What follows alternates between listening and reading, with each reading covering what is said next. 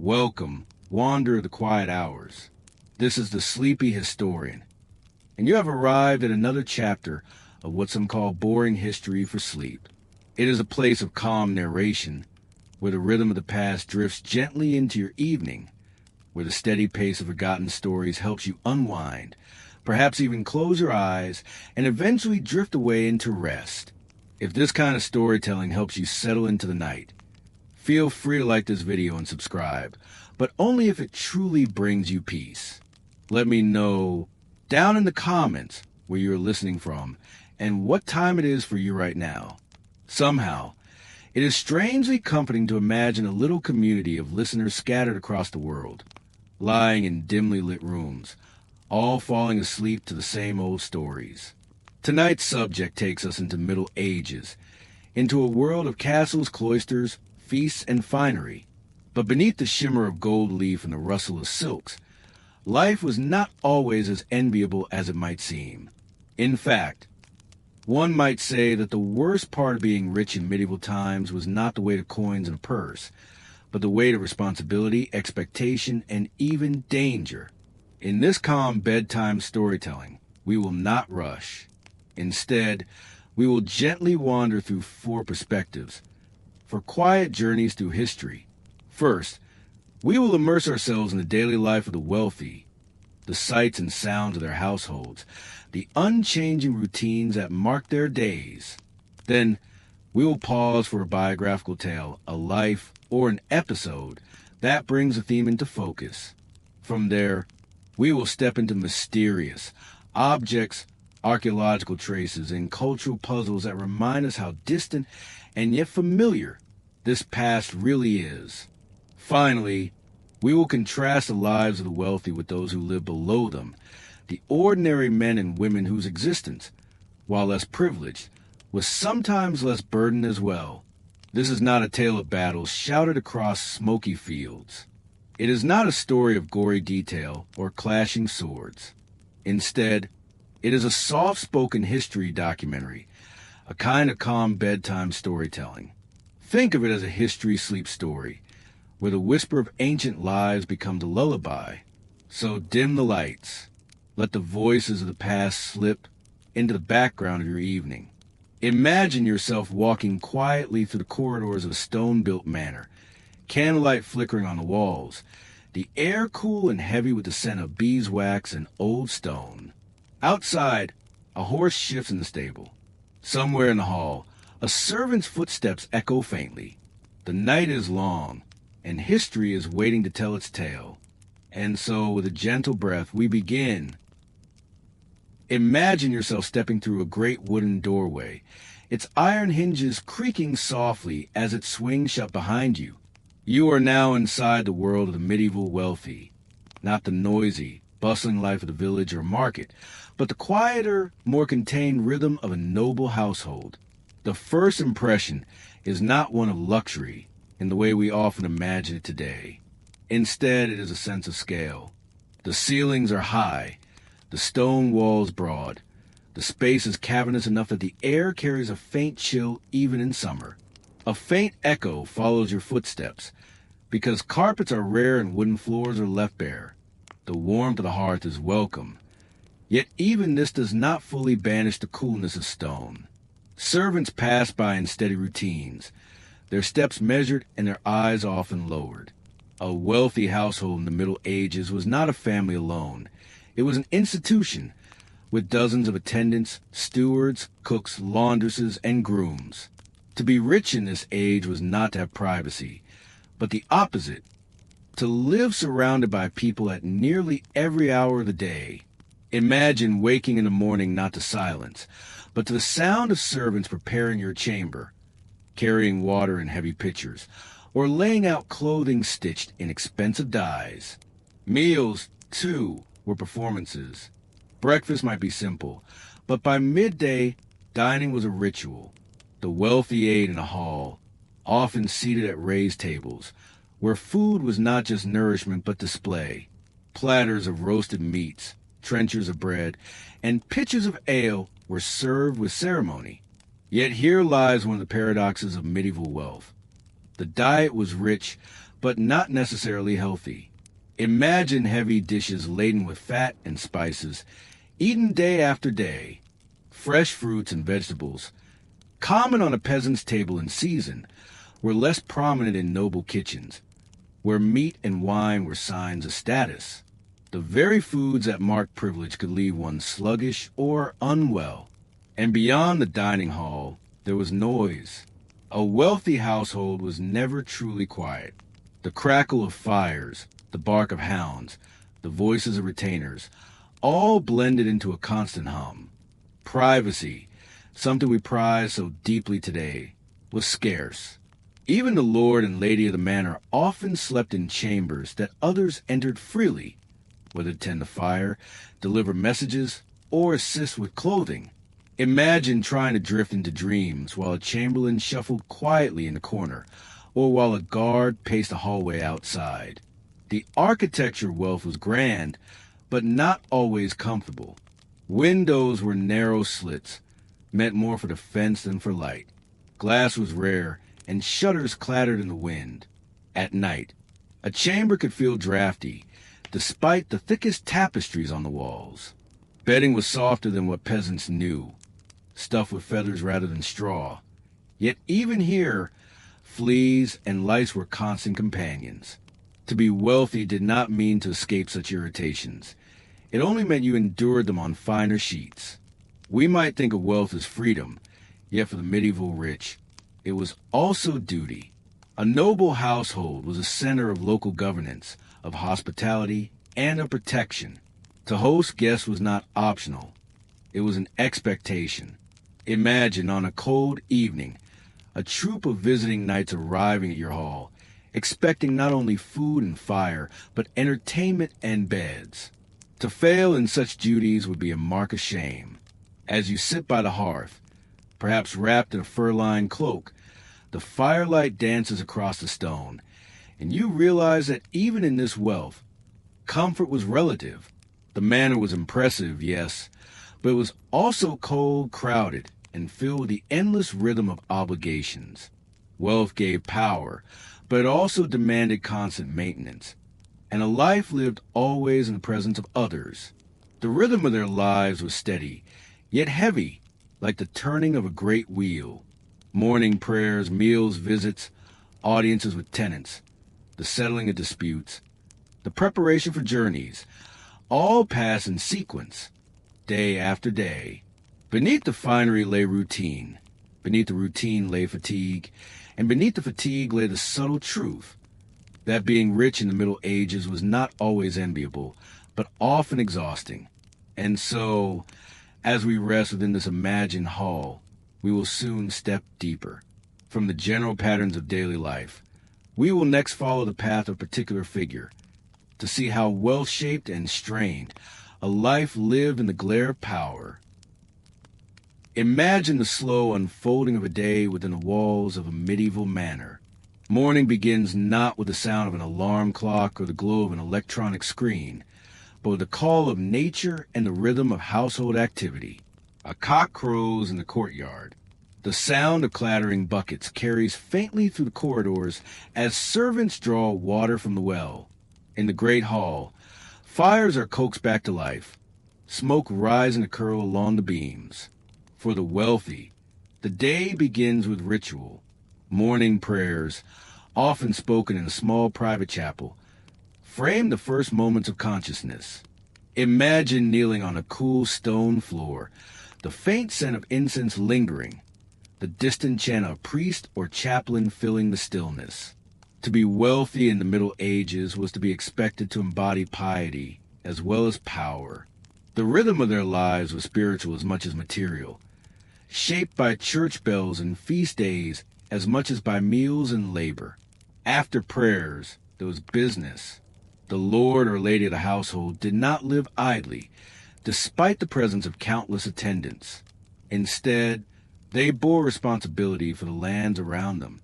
Imagine sitting at a heavy oak table, parchment spread out before you, as stewards bring reports of rents, harvest yields, or disputes among tenants. The wealthy were administrators, judges, and hosts, whether or not they wished to be. Meals, too, had layers of formality. While the food might seem lavish, the rules of etiquette were just as important as the dishes themselves. A nobleman might drink wine from a silver goblet, but he would share trenchers of bread with his companions, dipping into sauces with careful decorum. Imagine a hall filled not with the chatter of equals, but with the murmurs of attendants, the soft scrape of knives on wood, and the quiet awareness that every gesture was being observed. Afternoons might be filled with training or leisure, though both carried purpose. Wealthy men were expected to keep their martial skills sharp. Picture the clatter of wooden swords striking the practice yard, the heavy thud of a lance against a target. Wealth brought the duty of defense, and so a noble household was also a military one. For women, responsibilities were no less demanding.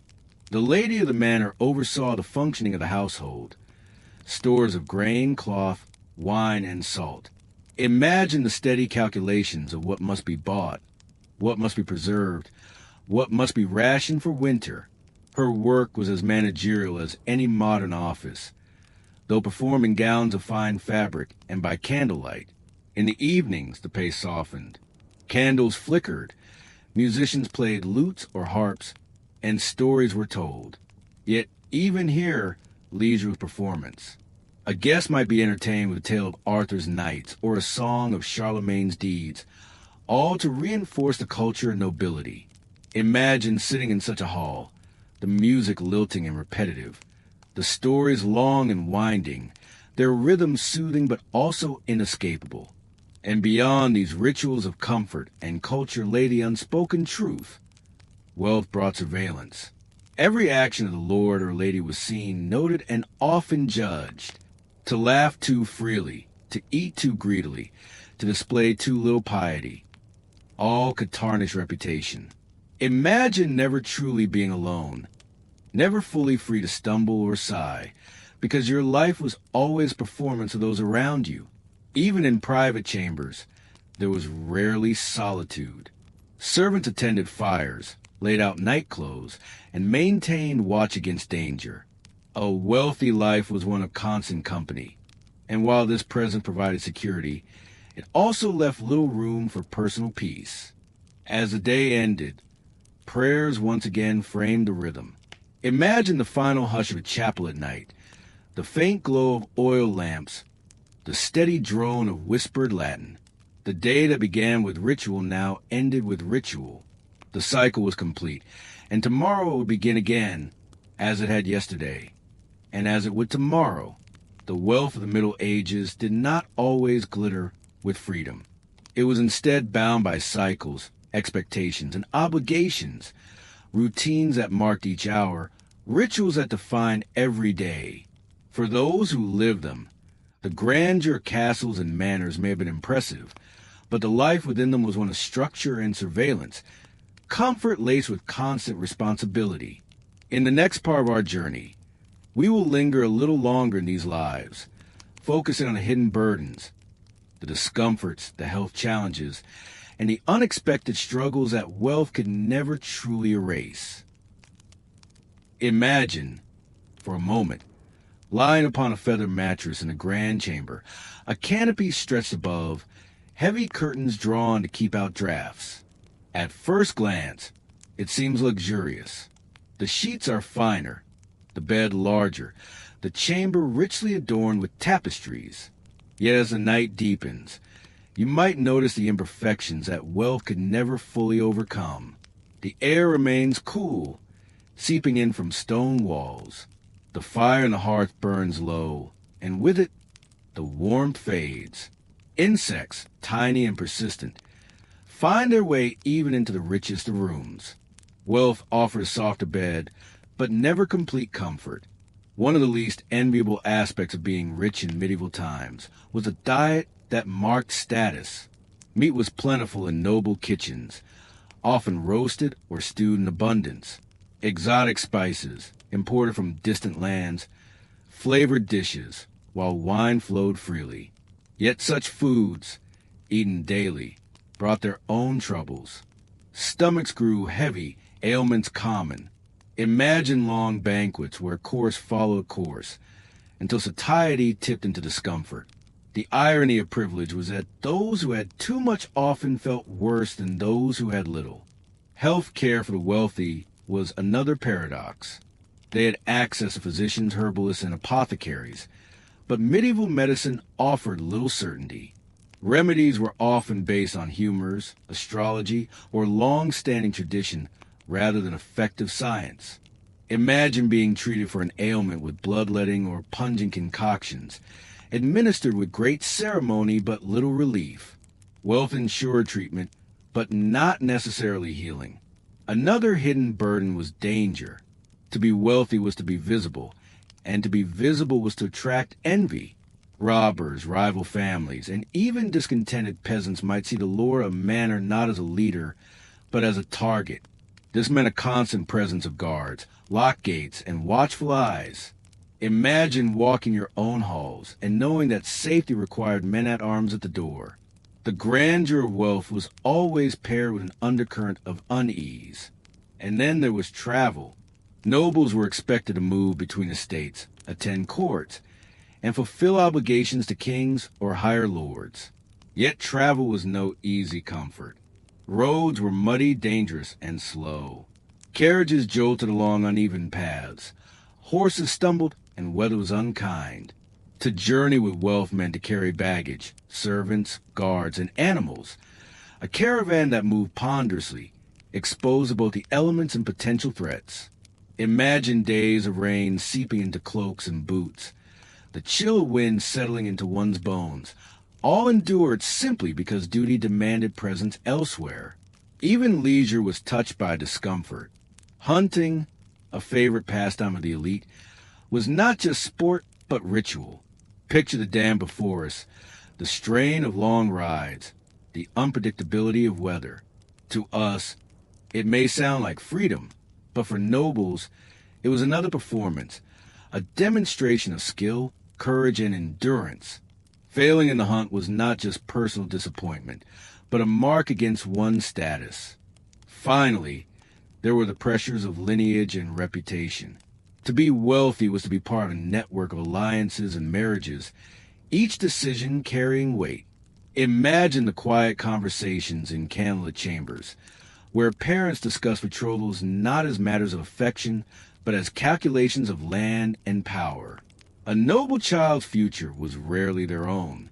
Even love, perhaps the most personal of choices, was often shaped by the stern arithmetic of inheritance. And so, wealth in the Middle Ages was a curious paradox. From a distance, it glittered with promise. Fine clothes, strong walls, abundant food. But up close, it revealed drafts, burdens, ailments, and responsibilities. To be rich was to be bound to expectation, bound to duty, bound to the unrelenting gaze of others.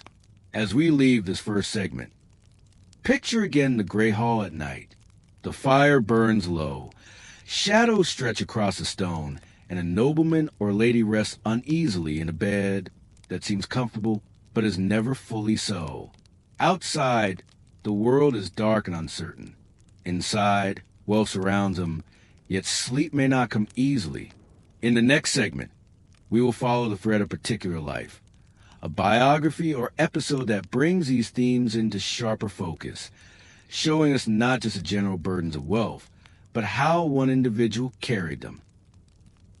Imagine a child, born not into poverty, but into the complicated weave of minor nobility. His name was William Marshall, born around the year 1147. At first, his future was uncertain. He was a younger son of a family that had more titles and wealth, more obligations and resources. In the Middle Ages, younger sons rarely inherited much. Land went to the eldest, and others had to carve their path through service. For William, that meant the life of a knight. As a boy, he was sent away from home to learn the arts of chivalry, riding, weaponry, courtesy, and obedience. Imagine him as a youth, rising before dawn, his breath misting in the cold morning air, practicing with wooden swords in the training yard. This was the foundation of his wealth to be.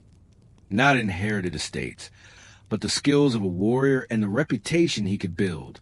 By the time William reached manhood, he had become skilled enough to enter the world of tournaments. These were not the stylized just we imagine from stories, but sprawling melees across open fields. Knights charge at one another in groups, clashing in a chaos of armor, horses, and lances.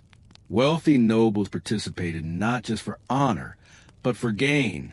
Capturing opponents meant ransoms, and ransoms meant income. William excelled. Imagine the noise of iron against iron, the thundering hooves, and amid it all, a young knight steadily rising in fortune. But wealth earned through skill brought responsibility. William became a household knight for powerful lords, and eventually for the young prince, Henry, son of King Henry II of England. His loyalty and skill gained him favor, but also entangled him in politics. Serving princes and kings meant being drawn into conflicts that were as much about courtly rivalries as about battlefields. Imagine the subtle pressure. Every word and action weighed, every loyalty questioned. In time, William married Isabel de Clare, one of the greatest heiresses of her age. With her came vast lands in Ireland, Wales, and England. Overnight, William went from a knight dependent on others to one of the richest men in the realm. Yet here we see the paradox again. Wealth did not bring freedom. It brought endless obligation. Imagine suddenly being responsible for thousands of tenants, for castles scattered across distant regions, for the defense of borders constantly under strain. Wealth meant walls to maintain, armies to provision, disputes to settle. Even as he grew in age and renown, William Marshal was never free from duty. He served 5 kings of England across his lifetime, often as regent, advisor, and guardian. When King John died in 1216, it was William, an old man of nearly 70, who took charge of the kingdom and safeguarded the throne for the boy king, Henry III. Imagine the burden of ruling not only vast lands of your own, but stabilizing an entire kingdom racked by rebellion and foreign threat. And yet, despite his fortune, William Marshal's life was marked by constant strain. Wealth demanded that he never step aside, that he fight, negotiate, and govern until his very last days. When he finally fell ill, he retired to a monastery, choosing a quiet and away from the courts and castles that had defined him. Surrounded by monks, he exchanged his knightly armor for a simple habit, preparing for death with the same steady discipline he had shown in life. In William's story, we glimpse the reality of wealth in the Middle Ages. It was not simply treasure and ease. It was duty, vigilance, and ceaseless labor. Imagine, again, a man who had risen from obscurity to become one of the greatest knights of his age, yet who, in his final days, sought only peace and simplicity. Wealth, it seemed, had been both his crown and his burden. In the next part, we will stay with this theme of biography, turning to the domestic and personal pressures that wealth created within noble families, and how the very households that glittered from afar were up close, heavy with expectation. Imagine a great hall, filled not with music or feasting, but with quiet conversations behind carved wooden screens. Here, in the private corners of noble households, wealth spoke not only in coin or land, but in marriages, alliances, and children's futures. For William Marshal and his wife, Isabel de Clare, life was marked by this constant arithmetic of lineage. Isabel was one of the most desirable heiresses of her generation, her land stretching across 3 kingdoms. Their marriage was not born of courtly romance, but of strategy, carefully arranged to secure power and influence. And yet, by the accounts that survive, their bond grew into respect and even affection. Still, the foundation of their union was not choice, but obligation. Imagine being a noble daughter in such a world. Your marriage would rarely be yours to decide. Instead, it was a contract negotiated by parents, guardians, or even kings. Wealthy young women were pawns on the chessboard of politics. their dowries and inheritances shaping the fortunes of families. A girl might be betrothed before she reached adolescence, her future husband decades older. To refuse was rarely an option. To consent was expected. For noble sons, expectations were no lighter. The eldest bore the burden of inheritance, lands to manage, tenants to oversee, and alliances to honor. Younger sons, like William Marshall once was, faced the pressure of finding their own path, often through the church, the military orders, or marriage into lesser fortunes. Wealth promised opportunity, but it also narrowed choices. Imagine the quiet weight of knowing that your life's direction had already been charted by birth. Within the household, family life was less private than we might expect. A noble couple rarely raised their children alone. Tutors, chaplains, nurses, and servants surrounded them. Children were often fostered in the households of other nobles, building networks of loyalty, but also separating families. Imagine saying farewell to your young son or daughter, sending them to be raised by strangers so that future bonds of allegiance could be secured. To be rich was to belong not only to your family, but to the political web that your family represented. And then there were the pressures of reputation. A family's honor was fragile, always vulnerable to scandal or misstep.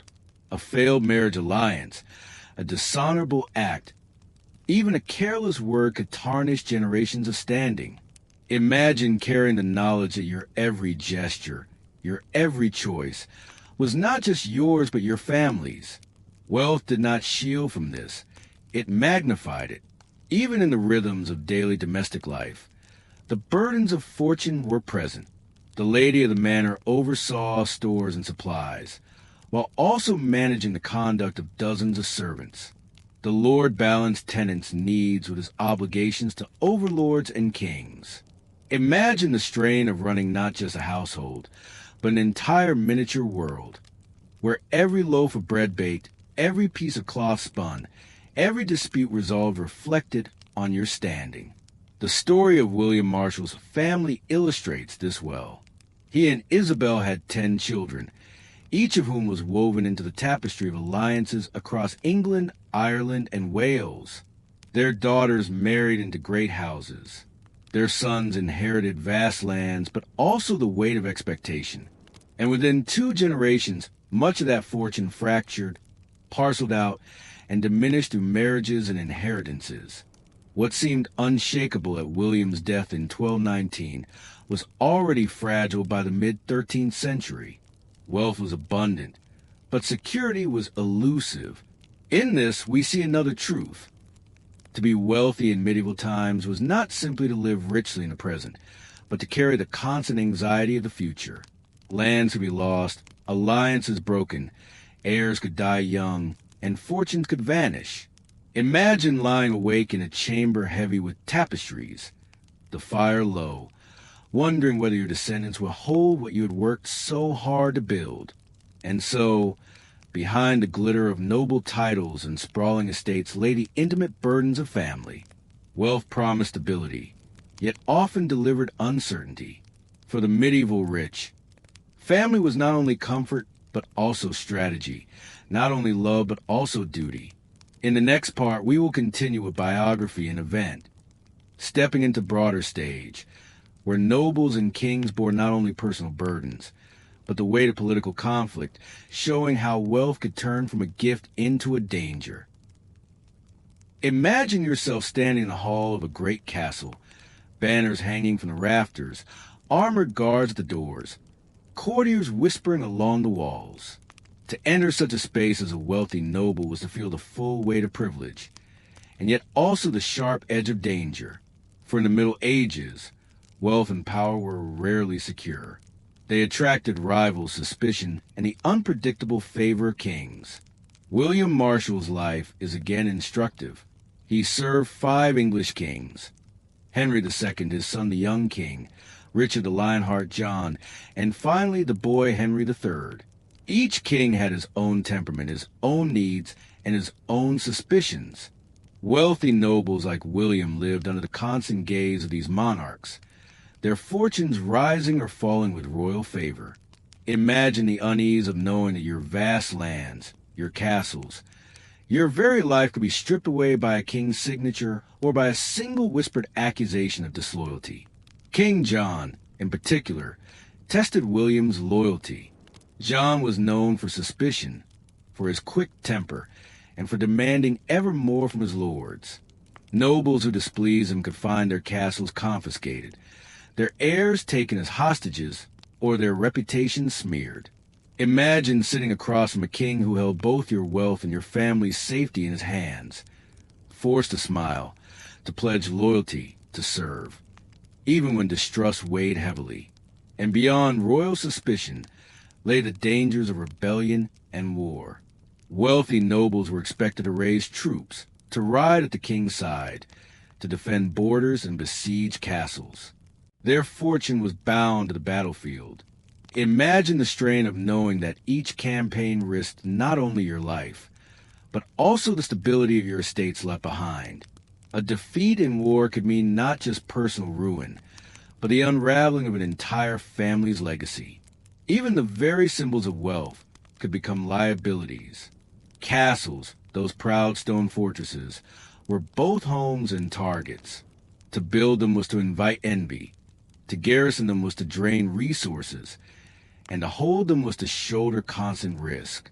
Imagine walking along the battlements of your own castle, gazing out at fields that might one day host the banners of enemies, whether foreign invaders, rival lords, or even your own king turned against you. And then there were the subtler dangers, accusations of treason, rival claims of inheritance, shifting alliances. A wealthy noble could be celebrated one year and condemned the next.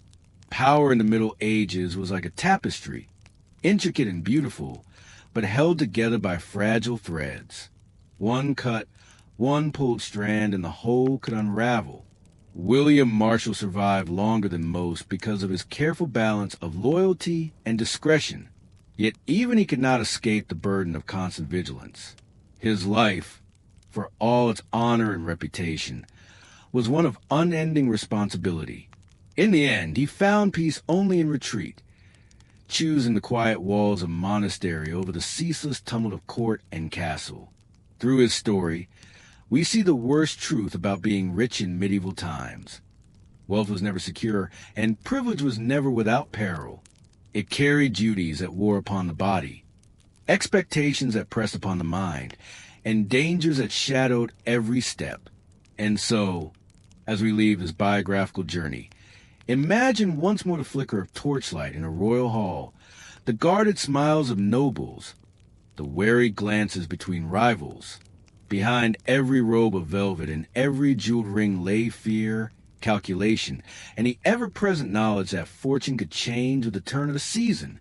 In the next segment, we will turn to mystery and culture, to the traces left in objects, artifacts, and customs, which reveal even more about how well-shaped and sometimes burdened the lives of the medieval rich.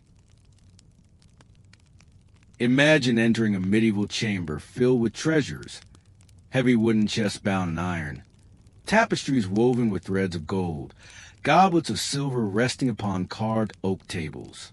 To the eye, these things shimmer with beauty, with power. Yet to those who owned them, there were also responsibilities, weighty burdens requiring care, vigilance, and constant protection. Archaeology tells us much about these objects. Excavations of castles often reveal fragments of luxury, shards of imported glass, remnants of fine pottery, gilded book clasps, and jewelry buried within forgotten corners. These are not merely decorations. They were status symbols, meant to display wealth to visitors. Imagine yourself walking into such a hall. The chill of stone walls might be softened by thick tapestries, woven not just for warmth but to impress. Every item was a message, a declaration. This family is powerful. This house endures. Yet these treasures were fragile. Gold could tarnish. Fabrics could fade. Manuscripts required careful preservation. Wealth demanded constant upkeep. Servants and stewards were tasked with polishing, mending, and guarding. Imagine the quiet routine of a steward unlocking a chest, counting coins by candlelight, recording each transaction with quill and ink, always aware that mistakes could cost him dearly. Artifacts unearthed by archaeologists also reveal the paradox of medieval wealth. While objects were splendid, they often lived short lives of usefulness. Goblets were melted down, jewels reset into new designs, garments unraveled to reclaim threads. Wealth was not permanent. It shifted form, moving through generations like water poured from one vessel into another. What survives today, a brooch, a ring, a fragment of cloth, is only a whisper of what once filled noble halls. We also find mystery in the hidden hoards, caches of coins and jewels buried in times of unrest. Across Europe, archaeologists have uncovered small treasures carefully hidden beneath floors or within earthen pots. Why were they never retrieved? Were their owners slain in war, exiled, or did they simply forget where they had buried their wealth? Each hoard carries with it a silent story, a mystery we can never fully unravel. But beyond physical wealth, there were cultural burdens. To be rich was to sponsor the church, to endow monasteries, to commission illuminated manuscripts or towering cathedrals. Imagine the pressure of knowing that wealth was not merely for comfort, but also for public duty. Failure to show generosity could tarnish one's reputation, while extravagant spending might strain even the richest estate. Wealth demanded not only possession, but performance. And so, the objects of wealth, dazzling though they were, carried heavy expectations. They spoke of pride, but also of anxiety. They shimmered in torchlight, but they also whispered of fragility, impermanence, and the ever-present fear of loss.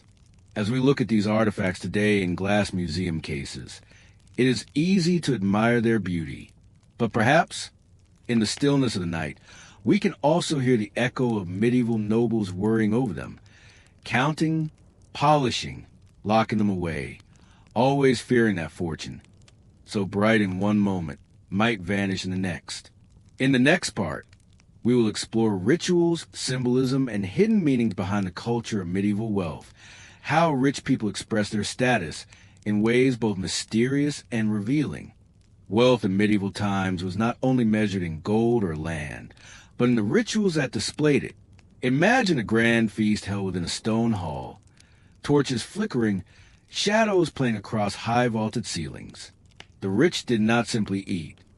They performed their wealth. Silver platters bore roasted meats, gilded goblets shimmered with imported wine, and musicians filled the air with the soft strains of harp and flute. Each detail was carefully curated, not just to satisfy hunger, but to remind all present of the host's power and prosperity. The ritual of giving was equally important. Nobles and kings demonstrated wealth through patronage. Picture a lord presenting a jeweled chalice to a monastery, or commissioning a massive cathedral whose spire reached toward the heavens. These acts were not simply pious. They were symbolic gestures, transforming worldly wealth into spiritual credit.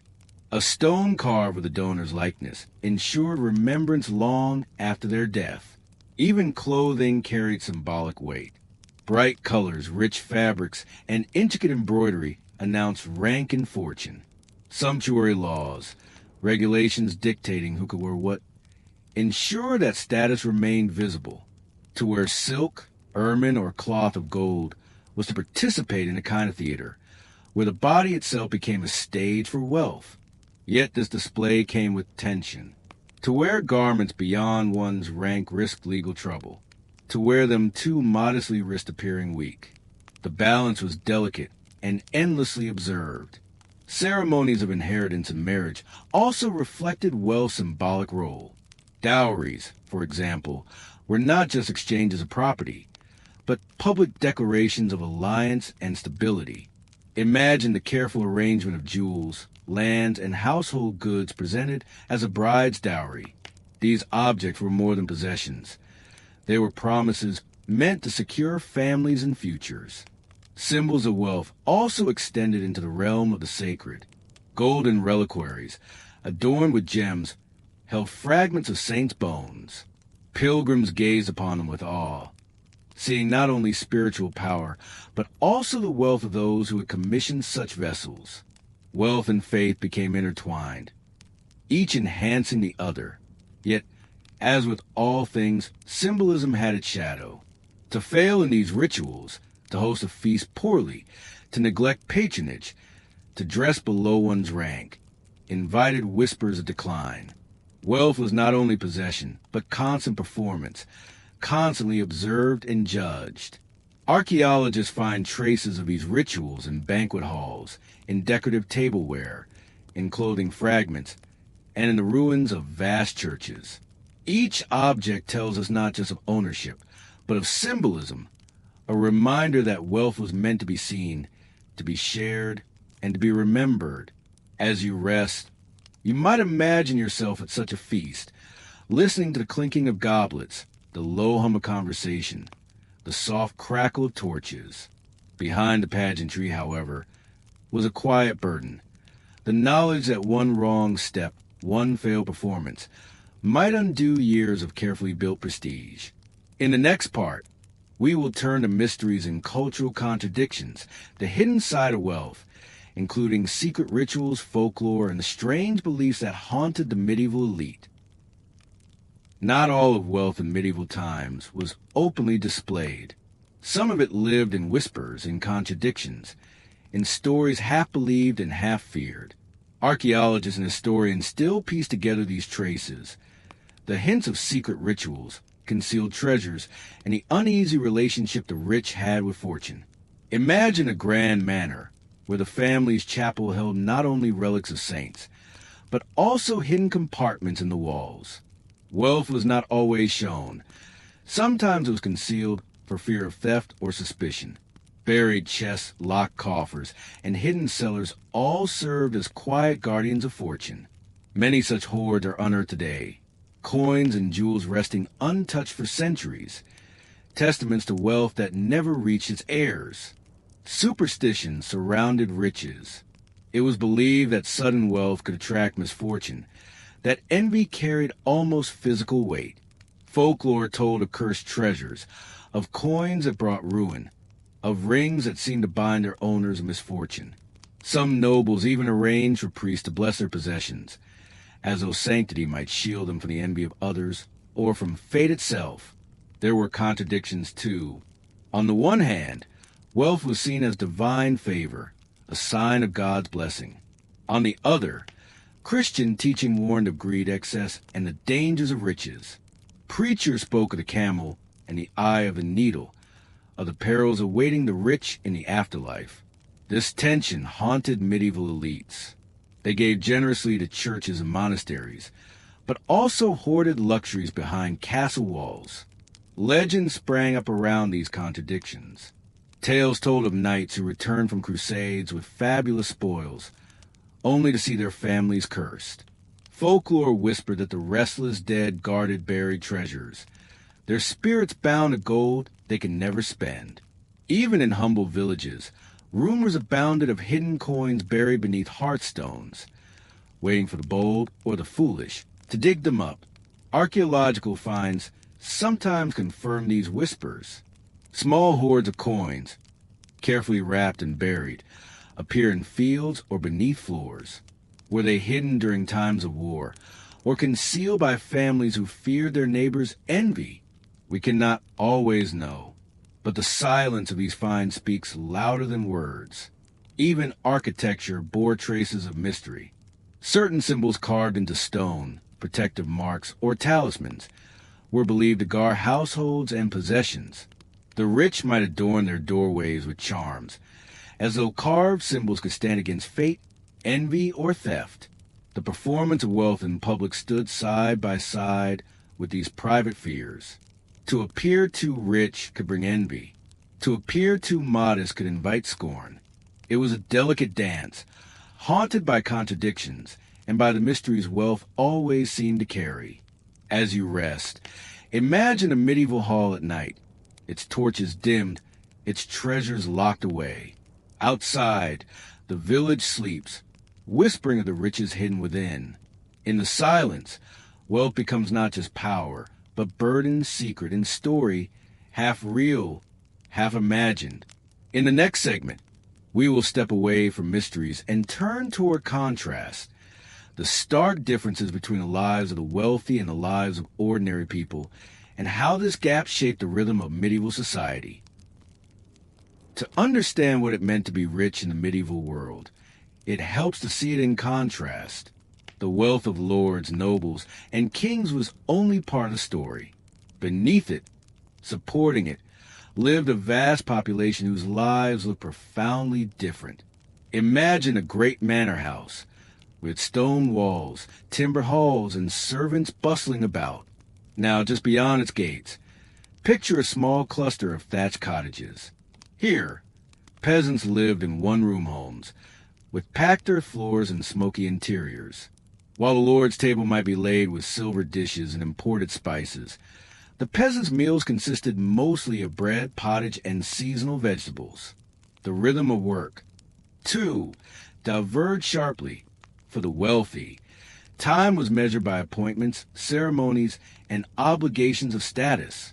For the poor, it was tied directly to the land.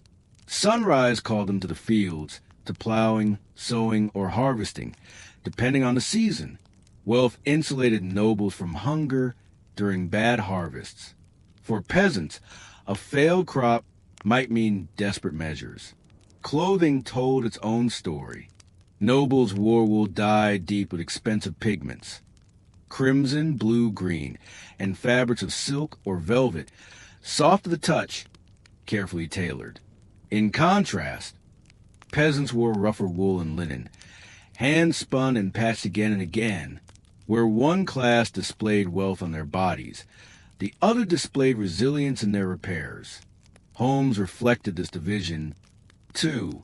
While nobles slept in chambers with carved furniture, feather bedding, and hearths for warmth, most peasants lay on straw pallets, sharing the space with family members, and sometimes even with animals during the winter months.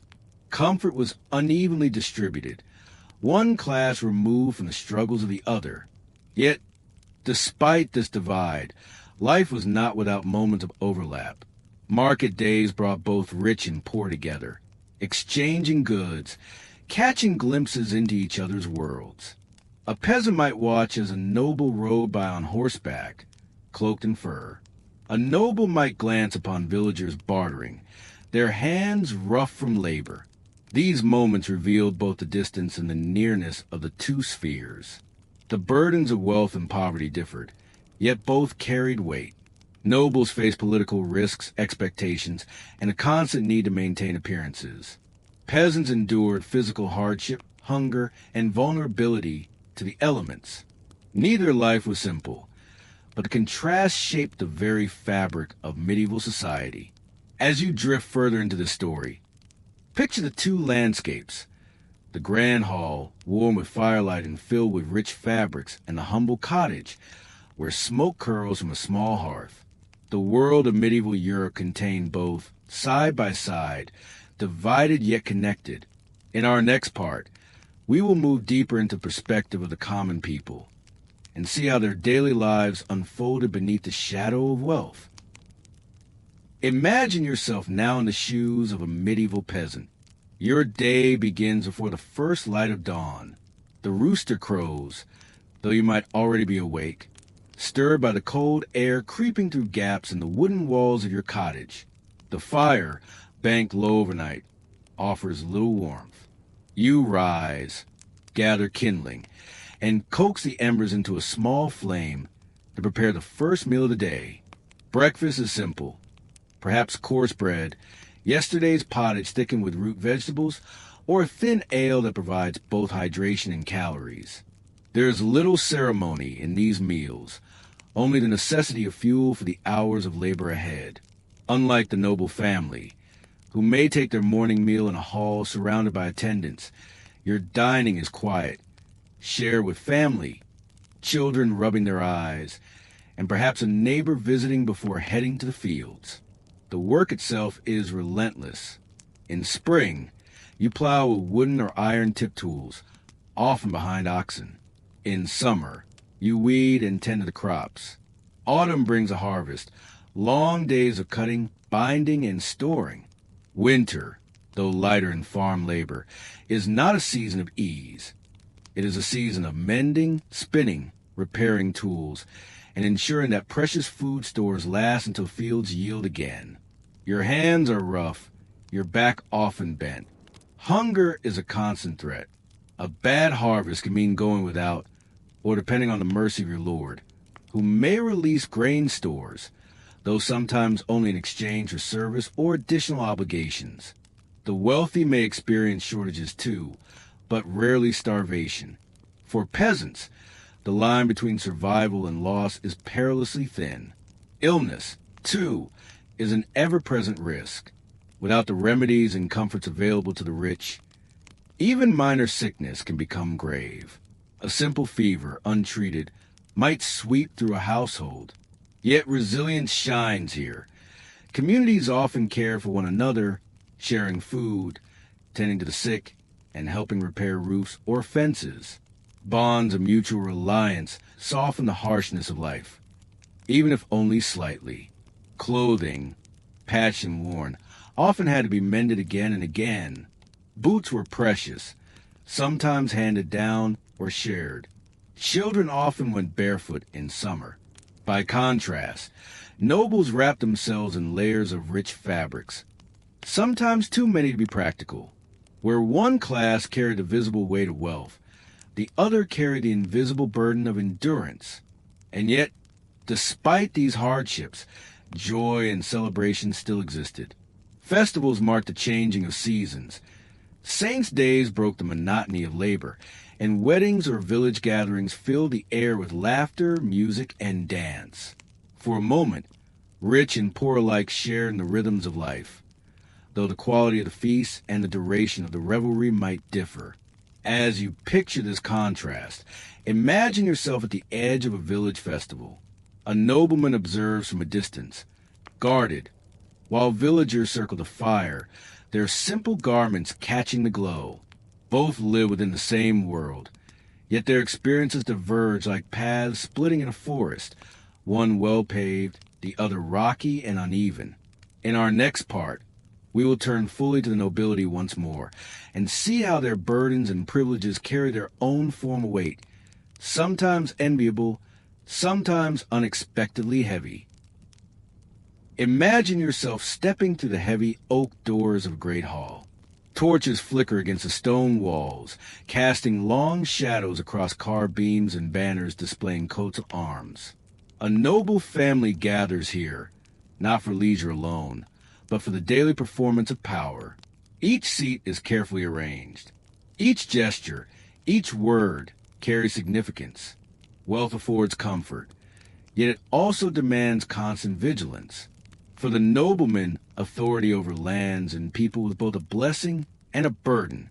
With wealth came obligations to administer justice, to collect rents, to maintain defenses.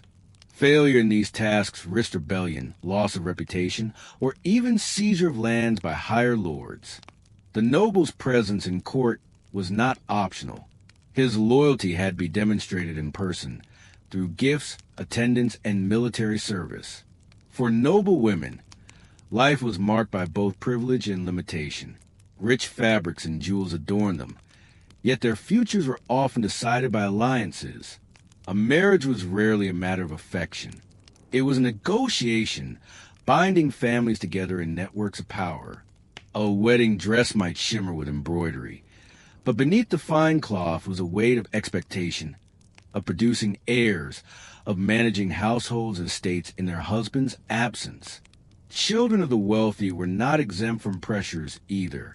Sons were trained early for knighthood or clerical study, their lives shaped by duty long before adulthood. Daughters learned the intricacies of managing estates, correspondence, and etiquette. A misstep in manners or loyalty could ripple outward, reflecting not just on themselves, but on their entire lineage. And then there was the matter of appearance. Nobility required display. Feasts had to be lavish, clothes resplendent, retinues impressive. Yet, behind the show, Some nobles faced debts, borrowing against their lands or levying heavy dues on peasants to maintain appearances. Wealth had to be seen to be believed. A lord too frugal risked seeming weak. A lord too extravagant risked ruin. Compared to the peasant's life, the noble world shimmered with privilege. Yet it was not without its own anxieties, not hunger, but honor, not survival, but status. Their struggles were gilded, but still real. If you close your eyes now, picture the noble household gathered around a table. Silverware gleams. A servant pours wine into heavy cups. Conversation is measured, cautious, each word carrying weight. Outside the hall, peasants laugh around their festival fire. Inside, nobility sit beneath the vaulted roof, held fast by tradition, ceremony, and the unyielding demands of their station. And so, the medieval world was bound together in contrasts, the poor enduring with resilience, the rich displaying power with unease, each carrying a weight the other might not wish to bear. As we step out of this hall, we will bring our long journey toward its close, with a gentle reflection, a calming return to present, and an invitation to rest. And so, we reach the end of this long path of the medieval world, a world where wealth could weigh heavily, where privilege brought its own pressures, and where every life, whether humble or grand, was shaped by duty, tradition, and the quiet rhythm of days passing into nights. We have walked through villages and castles, festivals and feasts, sickness and ceremony. We have lingered with peasants in their fields, listened to merchants tally accounts in their dim-lit shops, and stepped into the hushed halls of nobles where every gesture carried consequence. Through it all, one truth threads quietly through the centuries. Life in the Middle Ages was never simple, never easy, whether one held little or much. As you rest now, you may reflect on how fortunate it is to lie in the present, in the comfort of your own time, without the weight of feudal duties or the uncertainty of harvests. You need not keep up appearances at a costly feast, nor wake before dawn to plow frozen ground. You can simply allow these images to drift like fading candlelight, here and gone, replaced by the steady calm of your own breath. If this kind of calm storytelling has helped you rest, feel free to like the video and subscribe, but only if it truly brings you peace. And if you like, let me know in the comments where you're listening from and what time of night it is. It is strangely comforting to know how many others are out there, drifting into the same old stories, finding rest in the echoes of history. So dim the lights. Let the past settle gently like falling snow. The voices of long-gone centuries fade into silence, and the quiet of the present wraps softly around you. I am the sleepy historian, and this has been another journey into boring history for sleep. May it bring you rest, comfort, and a peaceful night. Good night.